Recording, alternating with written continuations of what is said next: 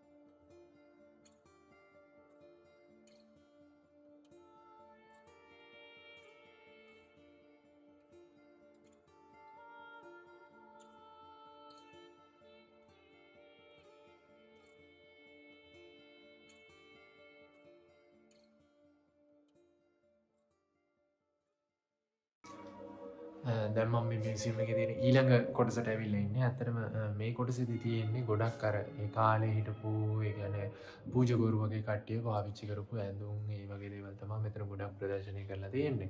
ඉතින් මා ලස්සනයි සහ ගොඩාක් පරණ මේවා ගොඩක් මං හිතන්නේ අවුරුදු 1000කට 2000කට වගේ එහා ඒ කියන්නේ ක්‍රිස්තු පූර්ව සියවසේ තිබ්බ සමහර ඇඳුම් එහෙම තමයි මෙතන ගොඩක් තියෙන්නේ. මොකද මේ කාඩිස් කියන්නේ යුරෝපයේ තියෙන දෙවැනියට පරණම සිටි එක. ඉතින් ඒ සිටි එකේ ඒ කාලෙදි පාවිච්චි කරපු ඇඳුම් ආයිත්තම් මේ වගේ දේවල් තමයි තියෙන්නේ විශේෂයෙන් පූජකවරු. ඉතින් මොකද මේක ඉස්සර තිබ්බ පල්ලියක්. මම ඉස්සෙල්ලම ගියේ බේස්මන්ට් එකේ තිබ්බ ඒ කියන්නේ මේ පල්ලිය ඇතුලේ එහෙම නැත්නම් මේ බිල්ඩින් එක ඇතුලේ තියෙන එකම ඉරේලිය වැටෙන තැනට. එතන තමයි අර මෙයාලා වතාවත් එහෙම නැත්නම් යාතිකා කරන්න ඒ කියන්නේ යාළගේ ආගම සිහි කරන්න වගේ එතන හදලා තිබ්බේ. ඊට පස්සේ මෙතනින් මම උඩට ඇවිල්ලා ඉවරලා දැන් මම මේ උඩ තට්ටුවට ආවේ. උඩ තට්ටුවේ තියෙනවා ඒ කට්ටිය ඒ කාලේ පාවිච්චි කරපු ඇඳුම් අරගෙන මෙහි ඒ දේවල් ටික.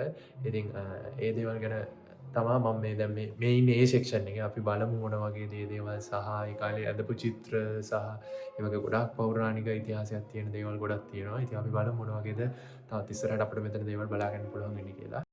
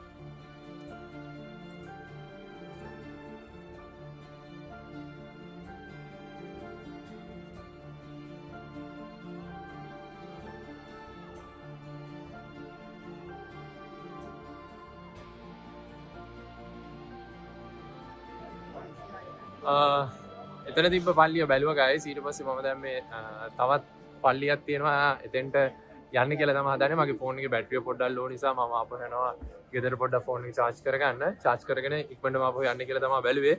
මේ ඉතින් එතන තිබ්බේ ඇත්තටම අර අපි දැකලා නැති ඉතිහාසයක් එතන ඇත්තටම තියෙනවා. ඒ කියන්නේ මේක ඇත්තටම කතෝලික ගොඩක් කට්ටිය ඉන්නේ. ඉතින් ඒක නිසා චර්ච්ස් එහෙම ගොඩක් වැඩි. ඉතින් ඒක ගොඩාක් පෞරාණික චර්ච් එකක්. ඒ වගේ තව චර්ච් කීපයක් තියෙනවා. යුරෝ 5ක් වගේ මුදලක් තමයි මම ගෙව්වේ. යුරෝ 5ක් කියන්නේ සාමාන්‍ය ලංකාවේ මුදලින් ගත්තොත් එහෙම රුපියල් 1000ක් වගේ වෙන ගාණක්. ඉතින් ඒ වගේ ගාණක් ගෙවලා තමයි මම එතෙන්ට ගියේ. දැන් මම මේ ආපහු ගෙවල් පැත්තට යන ගමන් ඊළඟ එපිසෝඩ් එකකින් ඉන්නම් අය හමු වෙන බලාපොරොත්තු වෙමින් මම දැන්ට නවතින්නම්. අපි ඉක්මනින්ම ඊළඟ එපිසෝඩ් එකෙන් හම්බෙමු. බයි බයි.